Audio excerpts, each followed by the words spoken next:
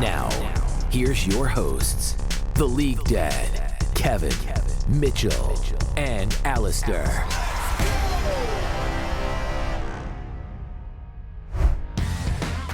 Hello, welcome to the All In Podcast. It's me, Kevin, Alistair, I'm Mitchell, and we are doing the podcast without the League Dad today, but he'll be back for the next one when we do like roster moves and all that stuff for LCS. But we're just going to talk about preseason here, so I think we're just going to get right into it. How's your guys' experience been playing preseason? For me, I've been pretty excited to try out the items. There's some, I think tanks finally getting new items is really exciting. They didn't really change much else. They added back Roa, which I wanted it to be good, but yeah, not great. So overall, I'm glad that there were new items in the preseason. I'm glad that there are a lot of major changes for ARAM, and ARAM Clash is coming up. So those are the things I'm super caring about. Yes, ARAM's dope. Yeah, unfortunately, I won't be able to participate in ARAM Clash because I will be back home with no computer, so that's pretty upsetting. I would have enjoyed to play that.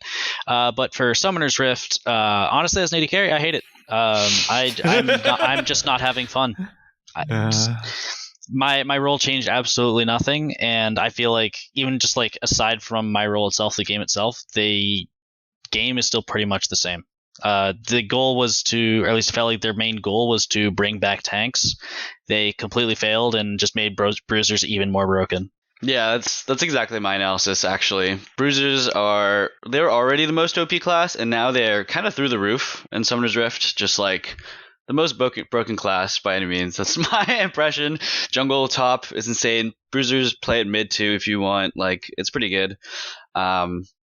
But yeah, I mean, otherwise the other stuff is fun. I do like the Heartsteel ARAM meta. That's actually really hilarious when you have 10 champions all with Heartsteel going at it. We'll start with Summoner Rift changes though. So Bruisers, the main thing they're doing is Ravenous Hydra, and that's really crazy. It's just insane AoE healing. What I've noticed is you always have to just instant focus the guy with the Ravenous Hydra, otherwise he kills your entire team. But yeah, how's your thoughts, just comparison? I think this is the most contentious item that's kind of come out right now. What are your thoughts on it? Does it need even harder nerfing? What would you change about it? Because it's clearly too broken, stacking good and all that stuff. Yeah, my thoughts on it is it's an interesting concept, a stacking item that isn't Magi's, right? An item that you actually play that has some counterplay and stuff like that and gives you rewards for CSing. Conceptually, good idea. The actual item having so much sustain and wave clear just seems stupid to me because wave management goes out the window. There's certain characters that can really abuse it, and its interactions are way too strong.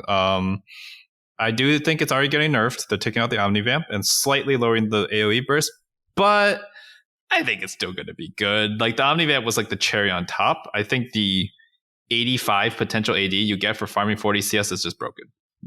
It's way too much for that. That thing is a huge stat stick. It is expensive, but I don't think I think it's missing the mark, and I don't think it'll be easily balanceable.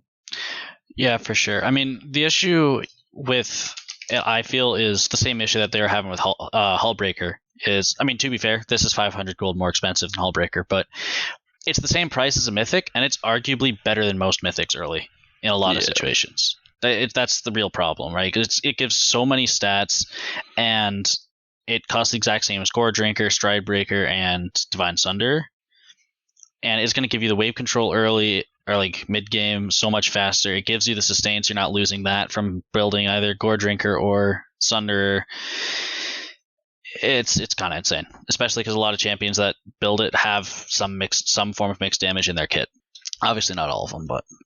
Yeah, and it makes the enchanting, the spell casting bruisers so broken too, because now you have regular bruisers who can still build Bork and Jack Show, but then now you have spell casting bruisers that build Ravenous Hydra into Eclipse or Gore Drinker and Death Dance, and it's now you have all the classes kind of covered as being these super strong sustain tank and damage dealers. So yeah, I hope they change it. Honestly, it makes so what I've actually noticed in 5v5s, at least in Summoner's Rift, is enchanters are still broken because you can give Chemtech Purifier to everybody, and honestly, healing reduction is so hard to buy in the first two items if you don't want to fall behind crazy fast. You have to rush Ravenous Hydra, and after that you have to honestly rush your Mythic. So getting really early healing reduction on an enchanter in like bot lane really helps those like skirmishes. So I recommend that. But yeah, let's go on to some next changes. What do you guys want to talk about? I'll just leave it to you guys to talk about something actually. I mean, let's just stick with top lane for now and just move down the map. Let's just continue. Let's do that. Yeah, top lane. I mean, let's just talk about tanks then. So Heartsteel is pretty interesting. I don't think it'll actually reach too much competitive play, honestly, from top lane tanks. Maybe some like cheesy bruiser stuff who can like has a ton of mobility, but yeah, I don't know. Just talk about any of the tank mythics you guys really want to, and like just go forward. Yeah, I'll start with Jackshow because that's probably the most contentious now. Heartsteel was like the super meme, like look at this 10k health Scion build, whatever, right? Yeah. But in reality, even on ARAM, it's like it can be broken, but a lot of times people just they build Liandry's to build Bork, so whatever, right? In top lane, I think the thing that misses the Marcus Jackshow, I think that is a really interesting item. I really actually like the design in the sense that it doesn't do a lot of damage. It's just supposed to make you tanky, and that's what I've been asking for tank items for a while. The issue is it doesn't reward you for bonus stats, which is what tanks build. It just gives you a crap ton of base value just for being what it is. And that's why it's incentivizing bruisers. In fact, tanks, like, I mean, they still build it fine, but they're not like, I remember there was a post that was like, what, top 16 users of Jackso, 2 of them are tanks or some crap like that. And I was like, okay, come on now. So I don't know why Riot keeps shying away from nerfing bruiser itemization. Because like I'm like, okay, not every tank has a Sunfire on them. That's good. That's good balance in my mind, right? Tanks shouldn't be doing a lot of damage unless they itemize for it. So I think I think that needs a rework, not rework, just a shift to bonus stat rewarding, like a very heavy weighting for bonus stats, and just doesn't do anything for you.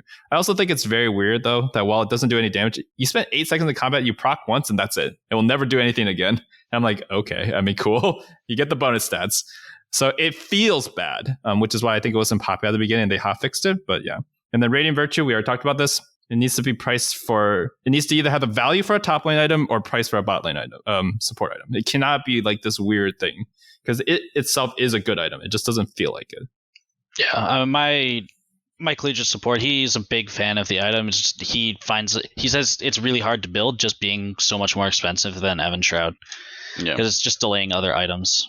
Yeah, definitely. It feels really good to play with too, but it's so fun. Especially I've built it in ARAM. It's like so fun, and then you can do really stupid stuff like you can have it apply all of your like status effects like Chemtech Putrefier and like Ardent Sensor and Staff Flowing Water, all that stuff. So it's pretty fun. It's a pretty cool item, but yeah, I could use some adjustments.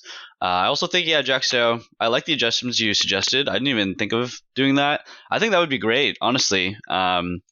It would really incentivize it for tanks. I don't know what they want to do. So they're buffing a bunch of tanks next patch too, like just their space stats and like some of their mana costs and stuff.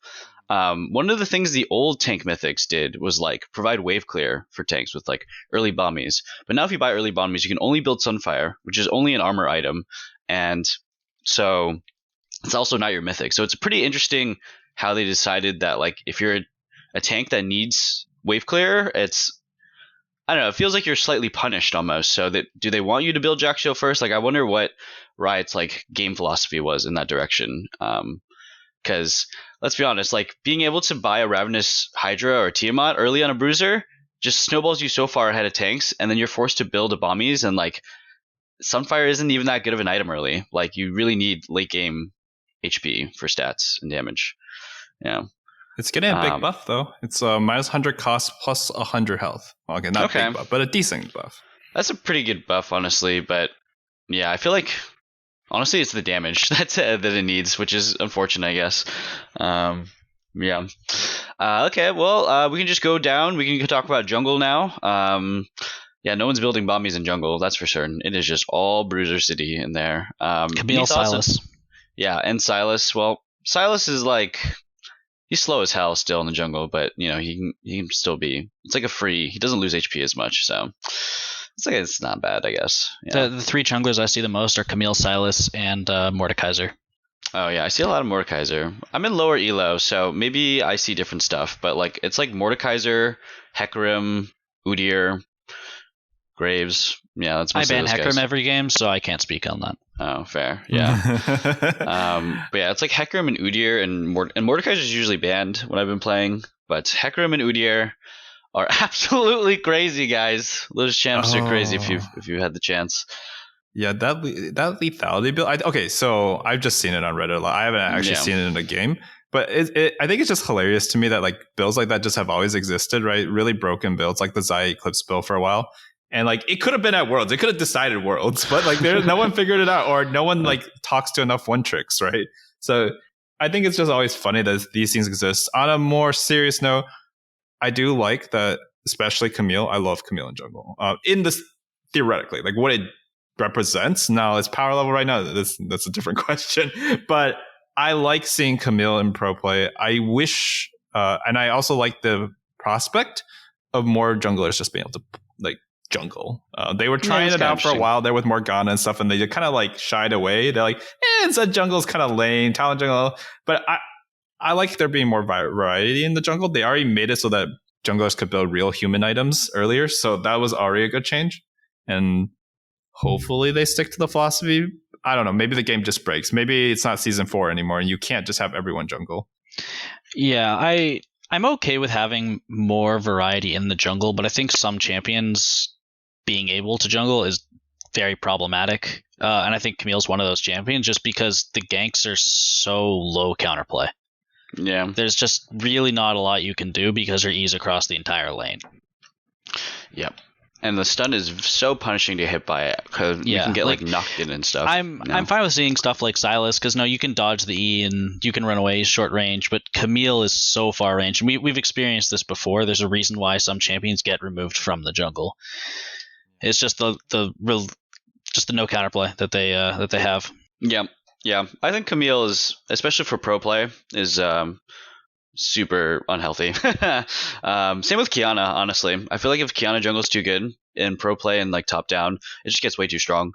The ganks are too powerful and her wave clear becomes too fast. Has Kiana ever been allowed to be good for like a little bit? 2021 FPX. Yeah. Tien just played it every game. Oh, that's true. Until he got banned, and then he played Lee Sin. I remember that year. It's just another champion with no counterplay. Yeah. And then 2018 was off of Camille. It was Aatrox Camille. Some crazy shit. Yeah, those were good times. Good times. Broken junglers. But they did change some things to like try and make it friendlier for the average player to play. So like no double camping. You have these new Pokemon pets. Yes, and there was no leashing. Like there's a leash circle, so that's harder to break out of. So that's cool, I guess. From what I've noticed is that I don't know, jungling doesn't really feel that much different. Like you just kind of AFK farm now instead of like having to think about how you drag your camps. But dragging your camps became, I feel like, pretty easy and commonplace as time went on. So I don't know. For me, the effort level is about the same. Yeah, I don't know. It's kind of become a worse role. I feel like they tried to make it like so that more people would want to play it, less things. It feels like it's just gotten more toxic and like kind of just like, I don't know. Everybody hates the jungler these days, so I have not been enjoying playing it at all. Yeah. I feel like it's a 3-camp meta. Almost every game I play, at least one jungler is 3-camping a lane. And then ganking, yeah. Like that almost every game. Yeah, I've just been full clearing every game, so maybe that's the problem. I mean, it might just be because it's preseason. In the past, whenever I played preseason, everyone's a lot more aggressive because they for some reason forget that your MMR does matter in preseason, and it does, I think, somewhat influence your next season. So they're just like, I'm a gank, I'm gonna play YOLO, I'm gonna run it, and I was like, all right, guys, this isn't the first time we've done this. Yeah. Do you guys have anything to really talk more about just like the roles individually? Because I feel like not much changed for mid ADC and support. ADC didn't change at all. Quick blades are they're fun. You can actually play Lucian without Nami and not have him be just, I'm going to hit R on you. Yeah. You can actually play traditional Lucian, which I have a lot of fun with. Roa's back. Roa kind of sucks. Roa does suck. Yeah, they need to change it. Unless you're Kassadin. Yeah, I think even on Kassadin, it's like whatever.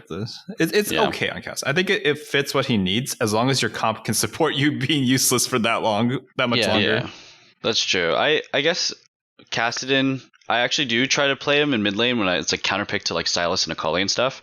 Uh-huh. And like I found when I go Roa, I'm just weak for way too long that they take over the game. I got to go like Ludens or Everfrost or something. So it's rough. Yeah, but I do like them bringing back Roa. I just hope they fix it, change it, maybe update it more, maybe make it a legendary item instead of a mythic, because it doesn't really give very much. I mean, the level's cool. It's like neat, but it's like whatever. It's hard to like, because the levels value is like what, roughly 1,000 on paper. Yeah, it's like, I don't know, depending, like 500 to 1,000. This is quite a bit. Like the average level is worth about 500 gold. Yeah, it depends how much you like rate the ability ranking up too, which can be really good. Yeah. But I think it is very emblematic of how much power creep there has been in the items. You're like, you brought the item back, you gave it a free level mechanic. I mean, it is slightly more expensive too, to be fair. But you just like look at it, you're like, wow, this isn't a good item anymore. So yeah, I agree. Legendary. I think a lot of people have mentioned just turn it into a legendary, or I guess make it broken if you want it to still be a mythic, but it's just not exciting, which is sad because I'd like that item a lot from the past. Yeah, they gave it a weird move speed passive. I wonder if there's something there. I mean, everything has a move speed passive nowadays, but like maybe if they gave it a real one instead of one that takes, it just really doesn't proc very much. Yeah, it could be cool maybe, but I got to change it somehow. Make it more spicy. Maybe you get like, wow, they're just gonna. The direction I can see them going is going even deeper into the healing route. I really feel like we've kind of undone the durability patch in a way. We've increased the damage. Oh no, for sure. No, for sure. Yeah, it's like the healing is back, and it's worse than ever actually. And then, especially with Ravenous Hydra, man. The durability patch lasted like 6 weeks, bro. Like, yeah, and then the damage is like, it really feels like it's been amped all the way back up almost. Like, it's pretty crazy. Yeah. So. I've been ranting about this to my friends for forever. To anyone who will listen, like I think the durability patch lasted like 2 weeks or however long it took them to hard nerf healing cut from 50-30 to 25-40, whatever it is right now. I saw that, I was like, what was the point? Then what was the point of all these number adjustments if the main thing to cut healing got nerfed again? Like, why? They need to figure their shit out. Like, you need to commit one way or another, because if we're gonna, we can't keep calling this like the post durability patch. It's everyone's just, not everyone. A lot of people are just abusing unlimited healing, and it's cancer. I can't imagine what it's like for squishies, because I play a lot of tanks. Yeah, I play bruisers almost exclusively these days. No matter what lane I end up, bruisers and like bruiser assassins like Zed and Akali just build bruiser. It's just like ridiculous. Yeah, with Graves you build bruiser. It's just it's gone kind of ridiculous. Yeah, I'll be honest. I'm just like not really having a lot of fun in preseason. Just it's last year all over again, and it feels worse, especially because there's an even larger influx of just not supports in support now. I can't control my own lane, and then I have to hope that the Ravenous Hydra doesn't just kill me anyways. Yeah. Games don't last long enough. Can't control with dragons because they're too tanky. It just feels bad. There's a reason why AD carry is now a priority role. Though, to be fair, could be that people are just trying to play the new jungle changes. Yeah, that's true. Honestly, I actually have been getting autofilled into bot lane a lot, and I just play Seraphine. It is not balanced. You just buff up your bruisers. It's so crazy. I've built like damage Seraphine sometimes, like if I noticed like we need the wave clear and stuff, but I've actually just straight up built support and just like ran around and been the bruisers, like just heal bot, speed bot. It's like kind of funny. So yeah. Interesting preseason. The way it's going to affect pro play, I mean, I think there's still a lot of changes to be made, so that's fair. Mm-hmm. But it's going to be one of those metas, right? Like if it changes, but all the numbers just decrease, but it's still like the same stuff that's happening. I feel like it's going to be a very dry meta, right? Isn't Aatrox still just going to be like perma broken? Nothing's really changed. Yeah, it doesn't feel like much has changed. Lucian is definitely still broken. Like Lucian's very strong still, so like that's still a main ban. So it's like two of the same main bans that were defined all of last year. So I hope they change something just about the meta and pro play drastically during preseason. So yeah, that's the thought. But do we want to talk about like the ranked changes? I think That's a pretty interesting topic. We'll just start with there was a Reddit comment that basically confirms from a writer that like Smurfskew is basically gone, and other changes that honestly I don't quite understand. So if you guys do, let me know. This is the best change of preseason. Okay, Yeah. best change of preseason. That's hype. I think the long and short of it from the post I saw was that your rank gains will just like directly be changed. It's not like your shown rank plus your MMR used to be a factor. Now it's just assumedly just your MMR is how I understand it. The other, I guess, major changes, there are 2 rank splits now. So it'll reset sometime halfway through and you'll get your rank skin. There will be 2 rank skins and every rank will get a skin now, not just gold and up. Wow. I think if it's like past seasons, you'll get the skins underneath you. So I guess we could all rock iron if we wanted for fun. But I think that's a good change. I think that's actually an underrated change for people who aren't at the top of the ladder, because a lot of people stop playing the game or seriously playing the game after they hit gold or diamond, depending on what your threshold is for achievement. Yeah. And so the matchmaking experience at rank 4 and rank 1s of any cutoff, maybe, I don't know if Master Zero is like this in D1 top, but it's awful. Historically, the people just like, especially toward the end of the season, there's a lot of boosters, a lot of trolls, a lot of like, oh, I don't care. And, last month of solo queue and high elo is unplayable. I mean, it's pretty bad throughout the year because of the amount of win trading, but it's so bad with boosting, and win trading even ramps up. Yeah, I can imagine. It's yeah. I don't know how they fix it though, because they did add for a short period of time where like people were just getting banned like crazy, right? For like all sorts of reasons, like not just like boosting or whatever they could find that would get reported. They like dedicated one writer to like parse through high elo like solo queue games and accounts to like I don't know, ban people or report on things. I don't know, something. There was definitely something that happened there preseason. So I wonder how that far that's gotten. There's also like the banning for just toxicity and stuff. So I wonder, did it feel like any of these made a difference that they did at the start of the preseason? Honestly, I don't really notice it much because I play with chat off in the first place. Okay, yeah. That's the real hack. I also think anyone who's complaining about Riot banning people for toxicity, even if it's light stuff, cry somewhere else. People have been complaining for so long that Riot doesn't do anything about toxicity. They start banning people for toxicity, and then they're just surprised Pikachu. Like, yeah, oop, I got banned.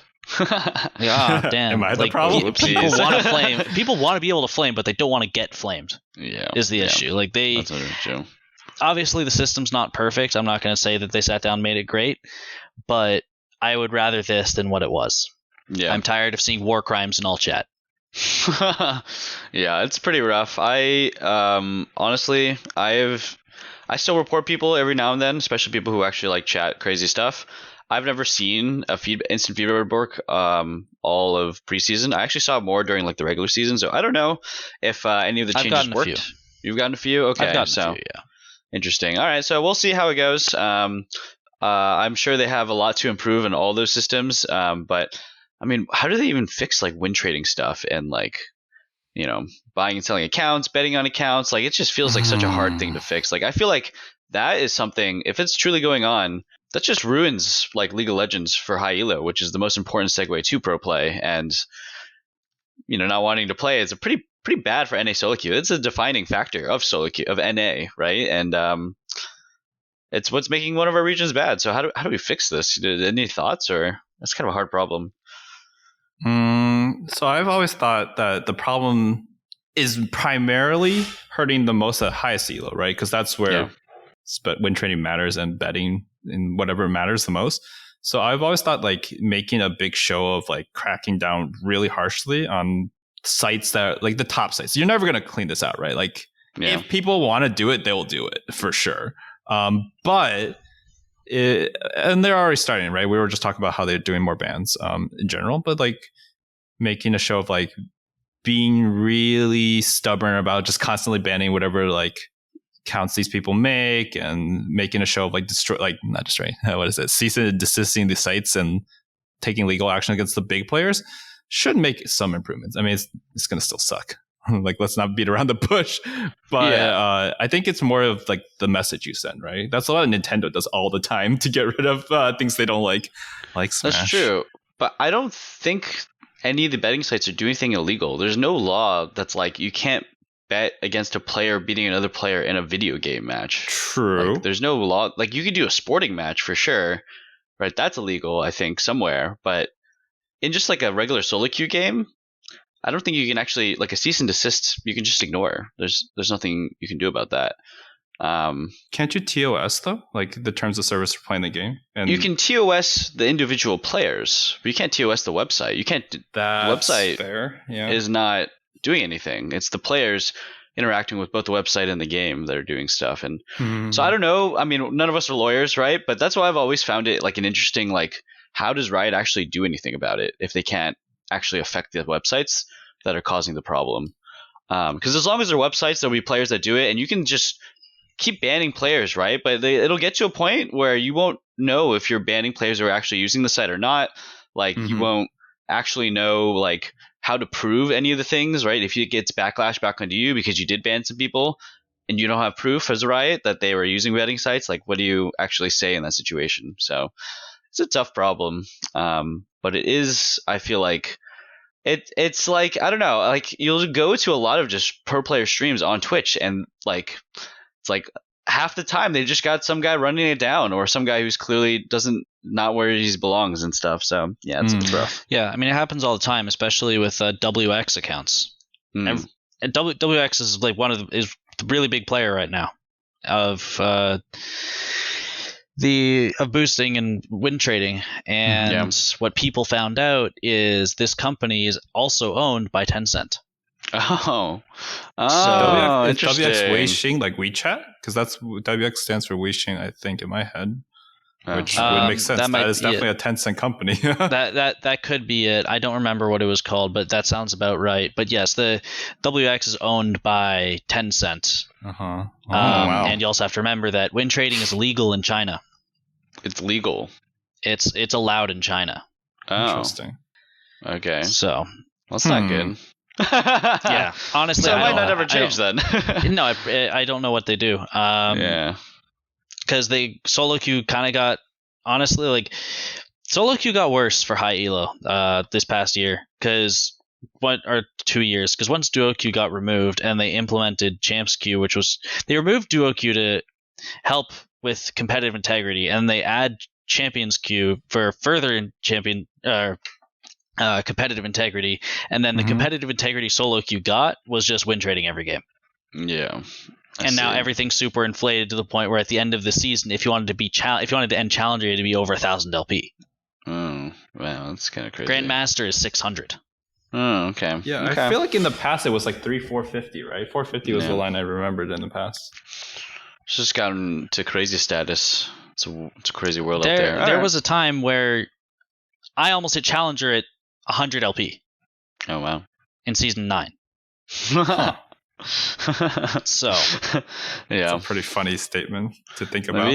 Maybe one of these days Riot will actually do like a full reset, like not even just like a full MMR reset. That would screw over a lot of people. Oh my god, but that would completely screw over boosters. Well, it depends, I guess, how fast you can climb at the beginning too. Yeah, I don't know. I personally don't have an issue with the boosters. For me, it's don't hate the player, hate the game. The boosters aren't the problem. It's the people who are paying to get boosted. I mean, it's both ways. It's like saying it is both ways. Don't get me wrong. I hate the scalpers and the buyers, but the scalpers way more. You know, that's they're both. I mean, it's all the problem. It's yeah. I don't know how to fix that one, but it's got to get fixed. Otherwise, it's gonna just kind of plague NA for a while. But hey, no Smurfs queue is interesting. It's an amazing change. I honestly, like I said, it's the best change of preseason. I think getting Smurf queue removed in its current state and how it worked is good, because the way it worked was super terrible. Like you would just be an account that didn't play very long, and then you would play again. You're just in Smurf queue. Forever. Or you have a couple bad games, right? You can get put into Smurf queue accidentally or something.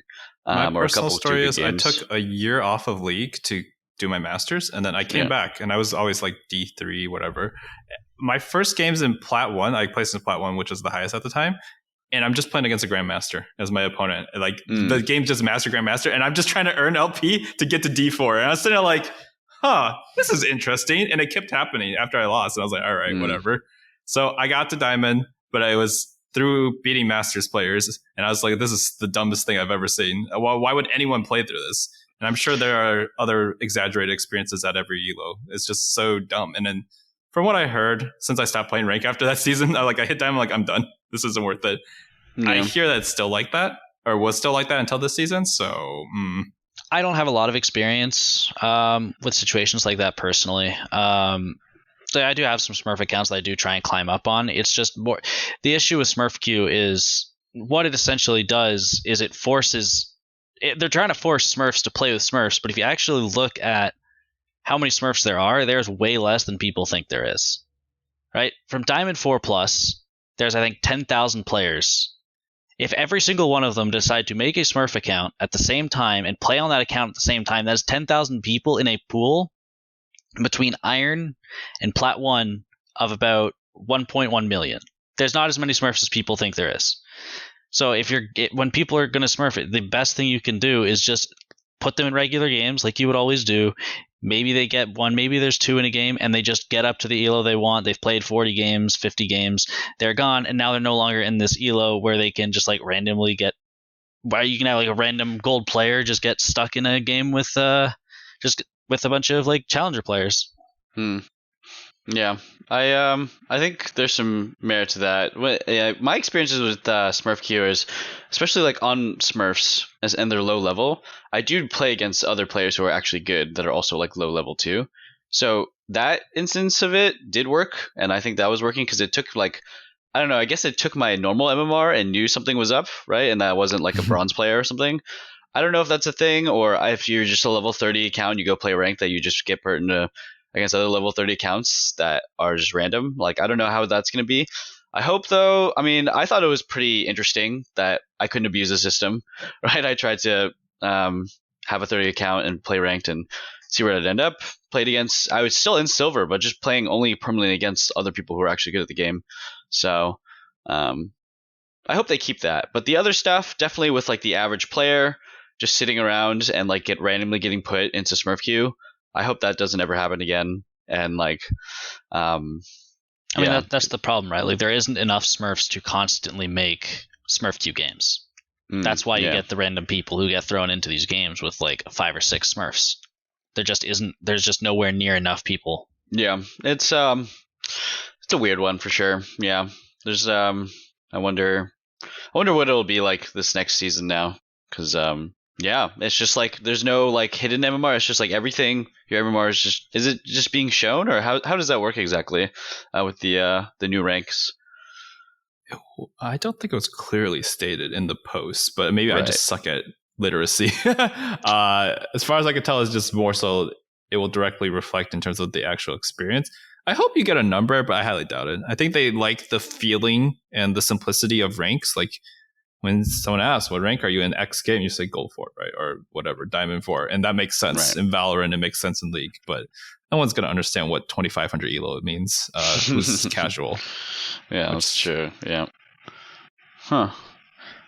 Do you have any insight, Alistair, on like just, I don't know, what does that mean? What does that feel like if like you don't have a hidden MMR? It's just like you play it exactly what your MMR is. Like, I don't know. What does that really change? That's like interesting, right? But honestly, I don't know. Yeah. I have the same information that you guys have. Yeah. So I really don't know aside from what Kevin said. Okay, interesting. Yeah, I this will be interesting because it's like they're starting at the beginning of the season, right? And I guess like the only thing that's different is like from this season and last season will be like you could be Diamond 2 and you're playing against Masters players or you're playing against D4 players, and like so your rank is a number, right? But then like your actual MMR is lower or higher than that. But now it'll just be exactly what it says, hopefully. And so I guess if you do that at the beginning of the season, though, like your hidden MMR is just your MMR, and it's just not really much changes. It's just your perception from last year. I just really hope they don't screw up LP gains. Yeah. That's the main worry because it's been bad for a while. I wonder, how they adjust that stuff, because sometimes I'll get crazy good ALP gains, and sometimes I'll get the worst, like just like gain 10 and like lose like 15 or lose 20 or something like that, ridiculous. But I mean, when they're good, they're nice though. Yeah. All right. I mean, so that's a lot of the preseason changes we went through, right? Some of the gameplay on the Rift. We can talk a little bit about ARAM now. We didn't mention the new pings and objective voting. Oh, oh my god. Both complete failures. Yeah, well, at least one of the icons. I think we all know which one needs to be changed to a different image. Just make it a fish, man. I don't know why Riot. Riot. You know the player base are degenerates. Why? Like, come on, man. Yeah. I mean, what they probably did is they tested it internally with thousands of employees, and no one said it out loud or noticed. Probably said it out loud. Because, like, for me, I was like, yeah, it's a fishing hook, and then like the second degen who commented, I was like, oh Jesus, it's screwed. It's done. It's finished. Sorry, designer who made all these icons. You're gonna have to rework that one. Yep. But that meme aside, right? Like, that's the community. That's the internet. Anything nice will get ruined. I do think a fish would make sense. Like, whatever way you want to make bait, right? Like a worm. I don't know. That also might be a rope too. Never mind. Don't do a worm. Just keep it innocuous, right? Make it a goldfish, an invasive species, right? Anyways, the point is, I think that the bigger scroll wheel is good. Took a little while to get used to. I like used to draw generally in the direction of like on my way, and sometimes I just ping wrong. I'm just like, oh, oops. But I like that. I think that is a good addition. And probably some refining, and people need to get used to it, because right now, like, there's a lot of pings, and like you'll just see people just like spam all the pings, and I'm like, okay, that meant nothing, but it's just like the original smart ping. We'll get used to it. I think if they're never going to give us real voice chat, this is the best, probably, like, this refinement of the system is the best way to do it. The voting system we don't have on ARAM, so someone else needs to comment on that. I have no idea how that went through. I assume it's a cluster right now. So, I mean, what I'll say about the pings is, honestly, I think the pings are a waste of energy to learn, personally. I mean, I'll learn them eventually just out of habit, but I don't personally use really any of the new ones, because pretty much everything that I would communicate, I already can with the pings we had. If I'm trying to all in, I ping on my way. If I need a wave frozen, I ping assistance. Like, realistically, I kind of have what I need. Sure, it can be more specific, but I could already kind of get that information across. When it comes to objective voting, it's completely useless, and it feels like an annoying pop-up ad. I've been playing ranked flex. I kind of like the objective ping if everybody like uses it correctly, especially as a jungler too. Like, because I don't know, it tells me where to path sometimes if people do it fast enough and early enough. Like if I'm coming out of base, that's the one time I've actually noticed that I'm like, oh, I kind of like this objective ping. Do I go to dragon? Do I go to rift? Where am I pathing? All right, I see that we're pathing towards dragon. Okay, actually everybody's rotating to dragon. Perfect. But if that doesn't actually happen, then yeah, I mean, it's pretty useless. The new pings, no, I don't use any of them. I feel like maybe we could learn how to use them and maybe they'd be helpful, but like, what are the new ones even? I just know the bait one because it's funny, but what are the other ones? I forgot. Like, there's bait, there's all in, right, there's the new warding pings, like need vision, they have vision, or something like that. A countdown ping, like a I actually really like that one. That one's a countdown good one. Ping. Yeah, there's like a 3 or 5 second countdown ping that's like we like dive or go in and on. I actually don't know what's officially called. Oh, I was talking about the ward one where when you see them drop a ward, you ping like this is warded, you get 5 gold and gives an accurate timer. Yeah, I think it's cool that you can touch it and just get gold. That's crazy. You can touch. I don't think the pings are bad. I just think I've kind of just gotten so used to using the other ones. I'll learn to use them eventually, and maybe my opinion will change. But at least it's not as useless as anonymous champ select. Yeah, anonymous champ select. That one is a funny one. I mean, I think they do it for their reasoning was for super high elo to stop dodging as much. But well, I know why they do it. Just the problem is they need to either full send it or not do it at all. Because just doing champ select is a waste. Oh, okay. So keep it in lobby as well. Okay, or in the game as well. Yeah. And if they're going to do champ select, they should do the entire game and maybe even end game screen. That's it. I feel like that ruins the whole feeling of like you getting to queue up with a pro or you getting queue up with someone famous though, and that a lot of people like that, even though it's so rare, right? But I mean, I'll be honest, when you get to high elo, which is what this change is focused on, everyone's kind of just a person, like it's not really crazy if you're playing against these that people. makes sense. I just think like if they want to have this change, which I like the change, but they would have to do a lot more than this. It would have to be in loading screen and in game as well, because there's people who have intless and dodgeless, and like people who they get them on the team, they just don't care about winning anymore. So sure, might suck for one tricks because like, oh well, that's Adrian Riven, I hate that guy, I'm just gonna run it as an example. Because as an example, he picked Riven, so it's probably this guy, right? Yeah. So they just need to full send it or not have it. There's no in between. Half-assing it's pointless. I think if we're talking about actually trying to help NA and reduce toxicity, then it's actually, that's a change that would help a lot. Actually, just completely removing names. Like it would remove so much of like the specificity of how people just hate certain people. Like people hate certain pro players, people hate certain streamers, right? People will like exactly have lists of people that they won't dodge, they'll int. Like that's the bigger problem. Like the dodging is one thing, right? But the inting and just straight up being able, like staying in game, and then I think that would help a lot actually for those causes. But I do understand Kevin's sentiment where it's like being able to play and see someone's name and like play with people who are familiar, like it removes a lot of positive situations too. That change, like it can make something interesting if you see the same person again, or if you see a more famous name, because your name kind of identifies you in the game, right? Like you are a player. So removing that removes a lot of that community. So I mean, you can have an end game screen just in the game is still causing the same issue that it was in Champ Select. Just maybe end game screen is a good compromise. Yeah, like you can have end game screen show names, but like people are gonna try, like they won't int Champ Select, but then they'll see, oh, it's this person, and they see that like in loading screen. They're just like, oh, all right, guess I'm going tier rush. On Riven. Unlucky. But one of the I guess you could, if you use endgame, maybe a fix. I'm like worried about the whole like you just can't get famous anymore. You can't get scouted. Like not everyone's. I guess if you're really good, they'll like check the endgames like who is that? But you'll still see names. You could still see names on the ranked ladder and client. You could see it on like end game screen. But I think like in the actual game, like it's just it's one of those ones where, like sure there's the positives, but I think the negatives outweigh them. I think another positive that's gonna be sad, I guess, for like just higher viewership and stuff like that is like a famous Twitch streamer like Tyler One, right? Who Riot, I'm sure, benefits a lot from him streaming with so many viewers. If you ever get on in one of his games, right, and like now there's no name, right, or any streamer, like if you don't have names in game, they're not being seen, and you can't get scouted that way. I think that does happen. People get noticed through being, where a lot of people see them.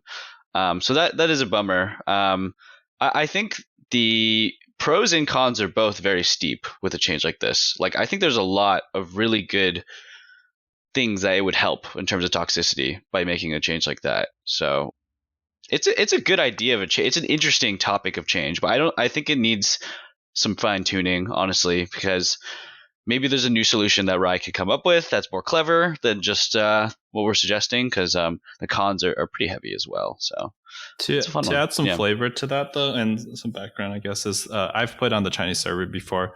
Mm-hmm. They're also just taking what the Chinese server has had since season 3 or 4. Oh. Like it's always been anonymous. It's just like Summoner 1, 2, 3, 4, 5, and that's what it says in the champ select.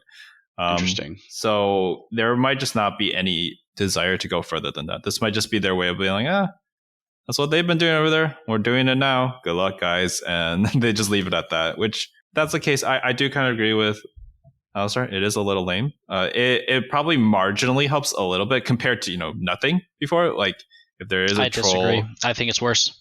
You think it's worse than before? I think it's worse because if in Champ Select you see someone and they're going to int you, -5. Or sorry, -3. You just dodge. Yeah. But not as Champ Select, people will just int you because you get in the game with them. You don't dodge them; they just run it down you. There's nothing you can do. You just lost the game. That's completely out of your control, and you just wasted half an hour. Okay, that's fair. Yeah, that's a rough one too. Yeah, the Dodging anonymous champ is not select, the yeah. problem. Dodging's the solution, but the solution is not a good one. Yeah, that's a tough problem to fix, guys. I really don't know. It's got to be a combination of like banning harder and maybe doing full anonymous through champ select and in game. Like, it's definitely this kind of stuff is a big problem. It's like Alistair experiences it a lot more because he's higher elo than us and plays Summoner's Rift. I still experience it in Platinum, right? I experience it like the least in ARAM, which is great, but like I experience it in every normal queue too. Normal draft, ranked flex, blind pick, like so.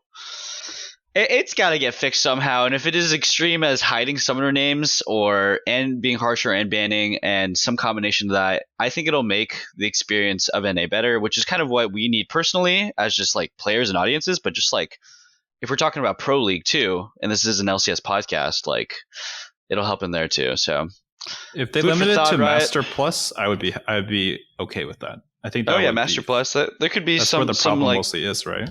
Yeah. Yeah, that'd be fine as well. Yeah, that's really the only people it affects. Is like, well, really like D2 plus, but yeah, because the game's already different for you guys, right? You can't, or unless they brought it back, you couldn't duo queue for a while. No, you can't. You still can't do a Masters plus. Yeah. Okay. So there's some stuff out there, but yeah, we do need to work on just improving NA solo queue. That's a good topic to continue to have forward to. So, yeah. Anything else we want to talk about? Just preseason changes. We can go to ARAMs if there's nothing else. Yeah. Besides that, there was no. I don't think so. Actually, there's not too much outside of like the next time we talk about rosters and stuff. Yeah. Okay. Yeah. We'll just leave rosters for the next time. But let's talk about ARAM a little bit. You want to just start? What's interesting to you? Yeah. Yeah, for me, what's the most interesting for ARAM, other than, next patch, or I think it might be tomorrow or the day after, where they patch, the map will change. Currently, the dynamics on ARAM, they've shifted toward a bit more melees, right? Because they have all these interesting tank items. I will say it's also interesting that now it's just everyone's building line injuries, Bork and kiting, and at my elo at least, like I just get a lot of not interactive gameplay. They finally have tried to target Ashe, Seraphine, Sona with a negative 20 ability haste nerf. And what it's told to me is Ashe is still a problem. You just build CDR boots and you're back to baseline. Yeah, you lose a little bit of CDR, right? But it gets to cancer levels late game. I think it's a good direction. I think that they need to continue focusing on that. And I think that the tank items, Heartsteel is definitely more viable on ARAM. They're going to target nerf for next patch. It's going to do half of the stacking it does right now in terms of 5% max health instead of 10. It's a huge nerf. It might not be as usable anymore for a lot of characters. But Jack Show's broken, but it's more broken on bruisers. Like Hecarim is the most broken character I've ever on ARAM. I shudder to think what it's like on the Rift. Yeah, it's funny, especially when it gets ahead. that character is brainless. Like I got a pentakill and I was sitting there like I just hit Q and W. Yep. And closed my eyes. The last thing I wanted to mention is ARAM Clash. I think that's a really good thing. ARAM is the second most popular game mode. I would assume over blind pick and normal draft. Actually, don't know. It might not be normal the most draft popular. Is higher for sure. Normal draft is higher. Normal draft is very popular. ARAM, normal draft ARAM ranked, or is it ranked than ARAM? That's what I'm really curious about. Oh no, ranked is I think easily the most played game mode. I don't have any numbers. This is just going off my assumptions and what I've seen. Yeah, I think it's personally ranked as the highest. Then it's probably normals. Then it's probably like normal draft. I would guess solo queue, normal draft, ARAM. Then blind pick, like flex, then or something. Flex, then blind. Yeah, something like that. Yeah, flex queue exists. I was like, what are you talking about? I think it's something like that. That makes the most sense to me. But yeah, ARAM Clash is cool. I'm excited for that. I hope the rewards are good. I hope they do. I don't know, something interesting. Make it more ARAM-y, like any of the reward stuff. I don't know. It'd be cool if it was like a more defined game mode because they have so many options they could do with ARAM, but they really don't put in any effort at all. If ARAM Clash has all champions unlocked, that's already a major improvement. Yeah, that's true. I hope they just do that normally. But money and stuff.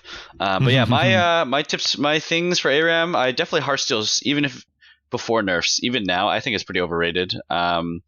it's still like good on some characters, right? It's good, but it's not like broken. Like I'm like, all right, like it's okay. He got a couple stacks. Like it's not the best thing, but it's really not that scary either. Yeah, Heartsteel was just kind of a fun meme thing, I think, early on. But especially when you get to like higher MMR ARAMs, it's like a lot of DPS, a lot of CC, and a lot of really balanced comps. Like usually people dodge the shitty comps. So yeah, Heartsteel's like whatever. Juxo is obviously good. Ravenous Hydra is so good on the map as well. That's what I've learned. I just rush that thing. I don't think you rush the Tiamat item though. You rush all the just the damage stuff. So I just get like pickaxe and like longswords and just stack those and you get flat AD until I get like a Ravenous Hydra. And on so many assassins and bruisers, it's just such a great build. Another thing I've noticed, which is cool, is I've been rushing Death Dance against teams that just like have a lot of burst and CC. And I'm playing a bruiser. Get Death Dance, you tank all their stuff. Your team probably kills them because you're so tanky, and you get a reset. So it feels pretty good against certain comps. Any other like cool niche stuff you do, Kevin, in like ARAM that maybe changed or something you want to talk about? I have a couple handful that I found it interesting. Yeah. So this is a niche, so it wouldn't be super worth talking about. But I think that Bork is very good with Jackshow. Make sure that's a good combination. Or Ravenous, right? Depending on the character, make sure to do that. Yeah. I think Radiant Virtue is just good. I think some of the best users of it are like the low cooldown all characters like Blitzcrank. Like he just doesn't. He has Even Shroud, but it's not. He doesn't always get the opportunity. Almost days you could just build health on Blitzcrank, be tanky, and Radiant Virtue on cooldown. Right? It's extremely good there. I don't know if it works with Ingenious. I haven't tried that, but I hope it does. So that's the combo. And then last thing I would mention is please, for the love of God, build Liandry's and don't build Demonic Embrace on a ranged character unless he can really uptime it, because that thing is 0.8% max out damage and it's not that good. You would rather have Void Staff or Death Cap on a majority of characters. If you're a melee, definitely build it. And then don't let Hecarim or Kha'Zix through. For some reason, people think Kha'Zix is bad. I think Kha'Zix is Kha'Zix is super broken. He has so many builds he can go. Yeah, he's terrifying. He's one of those characters I pick where I feel like I can like win the game by myself almost in ARAM. Yeah. So those are my like major overall tips. Just don't let that happen. Don't let it be you, please. It's awful. I don't know how you don't let that happen if it's the other side, but yeah. Yeah. I mean, like pick it yourself, and then if it's the other side, then why is it not nerfed? Why is it getting 20% tenacity? I play it every time I get it. Oh yeah, me too. It's so fun. I mean, it's usually pretty contested in my lobbies as well. Everybody wants it. But yeah, I've been doing this cool thing for ADCs. It's Ingenious Hunter. I don't know, Alistair, if you've ever done this, but on Shield Bow, not even just Gale Force, but also Shield Bow users, I get Ingenious Hunter because it's like a 2-minute cooldown, right? And on ARAM, you're fighting almost all the time. And I found that the 2-minute cooldown is so shit on so many characters like Yone, Yasuo, Samira, Varus, even like any shield bow user, I get Ingenious Hunter, so it's like a 72-second cooldown at max stacks, and I can just have shield bow up like every fight. So that's a cool tech that I've been trying, and it feels really good. I don't know how good that would be on Summoner's Rift because it's way harder to stack Ingenious Hunter, but yeah. Yeah, no, taking Red Tree on AD carry is not the move anymore. Not the move anymore, yeah. It's pretty much exclusively blue or light blue. Okay. Blue or light blue, yellow, that stuff, yeah. Yeah, it's fun on ARAM for sure, having a 70-second shield bow. It feels so good. Another thing I've been doing is just starting Berserker Greaves on ARAM. Berserker Greaves and Dagger. I think it's better than Noon Quiver, honestly. Noon Quiver start in ARAM at least. A lot of the times. The only time Noon Quiver feels better is because you have 2 potions. But yeah, I like Berserker Greaves. And then I still think the Guardian Hammer is the best start though, generally. It's pretty good. So that's ADCs. I think you have to have an ADC in ARAM. Oh my god, you just have to. It's one of those necessities in ARAM these days. But yeah, ADC or Hecarim. ADC or Hecarim, yeah. I guess Bruiser works too, but you can actually DPS Bruisers down in ARAM. Because I don't know, your ADCs have the same gold level, so yeah. All right, anything else you guys got to want to talk about, ARAM or not? Summoner's Rift. I think we covered a lot of good stuff, but you know, nothing to think of. That's the major stuff this season. I know that the Riot CEO said that this would be the most they've ever spent on League this year, not like Riot Games, but the League. And I was like, oh, that's a weird thing, because there's been, okay, this is kind of a moderate topic I've been seeing once in a while. Like League is in maintenance mode. As a topic, or not as a topic, as an issue, what do you guys think about it? I'll say my piece after. What do you mean? Do you know what maintenance mode is? I kind of do, yeah. Not really, no. My definition of maintenance mode is essentially, since I worked in gaming before, is that maintenance mode is essentially when a game is like not losing support in the sense of like the developer still like updates it and like keeps it alive, but the major focus for the game is gone, right? Like it's like, let's say Valorant was the biggest game in the world by far, right? 5 times more than League. League is still worth keeping alive, but they won't put all of their best talent in there. They won't put all their like world's resources, you know, like how much money they spend to produce worlds and all this stuff. They'd probably rather put it into Valorant, right? So that would be a maintenance mode game would be, it's a good example. Overwatch 1, when Overwatch 2 was announced. It's like your B tier game. Like you have your A team, right? You're like you want your A team to do the best, and you still have a B team, and they're still worth investing, like your academy or whatever, right? But like you don't put all your focus into it. Like I got it. So I think I think specifically with League that people are referencing is like not having like big scoping changes. Like this preseason was pretty small, and last year's preseason was pretty small. Like it hasn't been as big since the Mythic release and stuff. So I think that's the argument a lot of people are taking, that the last 2 years haven't changed in terms of itemization that they usually do, or like big rune changes or big map changes, like adding dragons versus like completely adding the idea of a soul, right? That's like that's like, you know, adding one more dragon is like not as exciting as adding a soul mechanic. So I don't agree with it though. I just think it's like Riot has decided what they liked and are just finalizing things, because I think they're just more focused on pro play than like with so many other changes than like people realize. Like a lot of the changes I feel like Riot makes are for pro play, and they have decided, I think they like the soul mechanic, they like the dragons they have, they're going to add a little bit here and there, and they like the mythic system and the item system. So they don't need to change things in their head, I guess. It's my take. Yeah. Any thoughts on it, Alistair? Like, what do you think, like, about the development of League, or just maintenance mode topic, or? I don't know. I'm thinking. Honestly, like I said, I think League's in a pretty bad spot. Just for like the average person. It's been, the meta has felt extremely stagnant, and I feel like a lot of, obviously I'm saying this as an AD carry main, but this does apply to other roles, where it feels like a lot of roles kind of are losing their identity. Like tanks and AD carries, I kind of feel this the most. Obviously pro play, completely different games. I'm not going to reference pro play when in this. I'm talking average player solo queue experience, or even just normals. AD carry and tanks, it's just absolute dog. It's just trash. Because one class combines both of those classes and does it better. Bruisers are tankier than tanks, and they do more damage than AD carries. Yeah. And I think on top of that, support, the entirety of the role just needs to be overhauled, and Bruisers the exact same way. Because support has now gotten to the point where most games you're not seeing 2 supports in the game. You're just seeing 2 random things, and the support at this point is now a mentality and a warding item. It is whatever you want to build, because you can just abuse AD carry's weak laning phase so hard. Yeah. You're not gonna like this, Alistair. It's been pretty funny. I've been playing Renekton support. Oh, I'm not surprised. I'm not surprised. It's just one of those ones like one-shotting the ADC. It's like first thing for me is like, as an AD carry, it feels really bad, because I don't really get to control my own fate in my laning phase alone, because support dictates laning phase. That's solo queue and pro play. It's just how it is. But at that point, I'm banking on the fact that the game's not so far done by the time I get out of lane. Even if I won lane, I'm still getting out damaged by most champions in the game. Games don't go long enough for me to get to my full build where I can actually get to the point where I'm supposed to be 1v9. Yeah.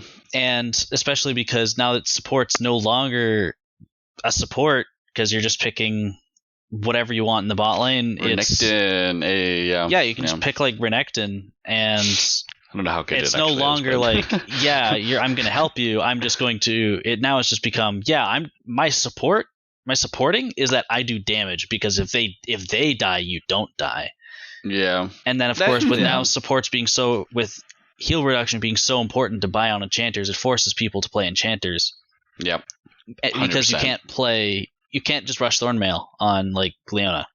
No, it's terrible. Yeah, it's way too And expensive it also too. brings people into playing mages again, which is just, it's so bad, but people do it because they want to have fun. Which, I mean, if you want to have fun, sure, but stick to normals. Yeah, no, I play Renekton support only in normals. I take PTA, Ignite. I take all the damage runes you could possibly get. Oh Uh, my goodness. That like, sounds so I'll- scary.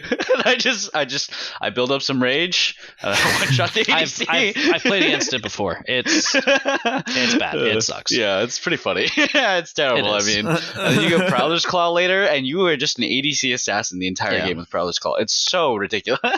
Yeah, I can just say, like, it feels, obviously 80 carry mains are known for complaining. Yeah. I would say top laners are as well, but it personally feels to me, and I don't want to make this into like a woe is me, I play 80 carry segment. That's not my goal here, but it feels personally like 80 carry feels like it feels terrible because it hasn't gotten the power creep that other roles have. I think to an extent, yes, but I think it's like so much is put into support rule that a lot of people see it from like the top level and like pro play and stuff, where because so much power has been put just into bot lane in general and the combination of ADC and support, it's I feel like that's why a lot of people don't agree with it. 80 Yeah. carry hasn't gotten new items or really new changes or anything like this. Since where- the Mythics, yeah, for Yeah. 2 years, yeah. But that one's kind of different because everyone got the same thing, really. Yeah.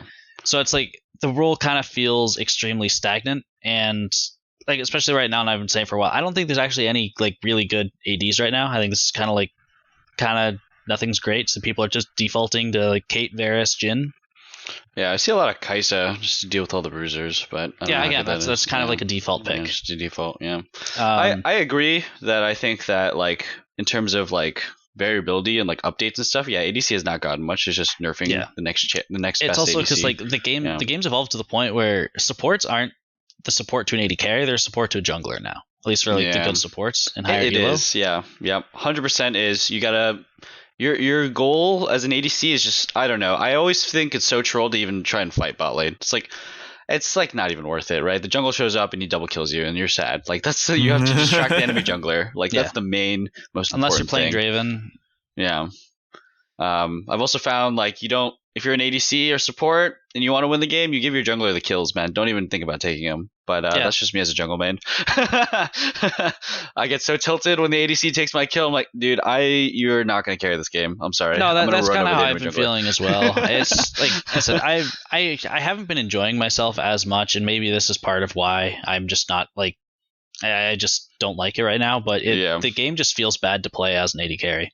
I 100% agree, and I think when you get to pro play, it's like that's why it's like all these changes are so hard, right? Because in regular solo queue, you can't control your support, but in pro play you can. And the peak of 80 carry support, especially with an enchanter and the items you can get as enchanter, it's like it's so strong relative to what you can do in solo queue that it makes it like so hard to balance for Riot. Like they made themselves a situation where if they make 80 carry or support too strong, then they take over the meta like in a ridiculous way in pro play, I think.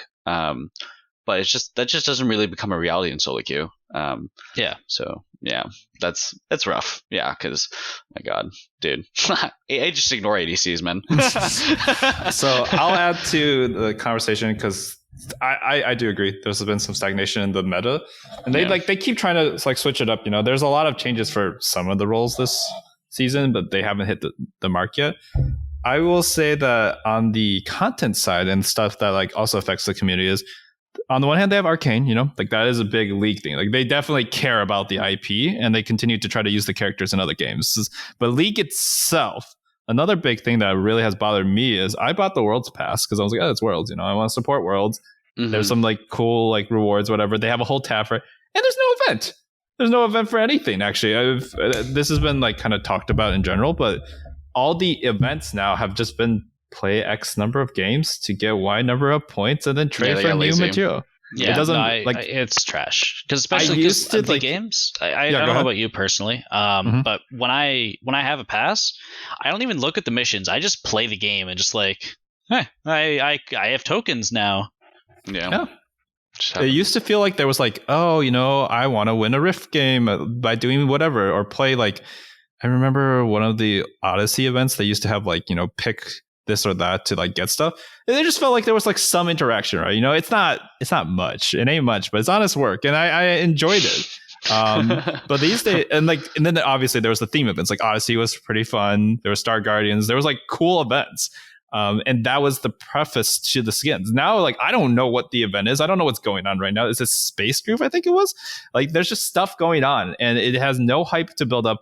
And I think, cynically speaking, they probably keep doing it because the numbers are there. Like, people just spend money no matter what the event is, or if there is an event or not. And so I feel like it might not even be maintenance mode per se, but they just felt like they can put less effort in, and people will engage the same way as before. And that sucks. I really don't like that.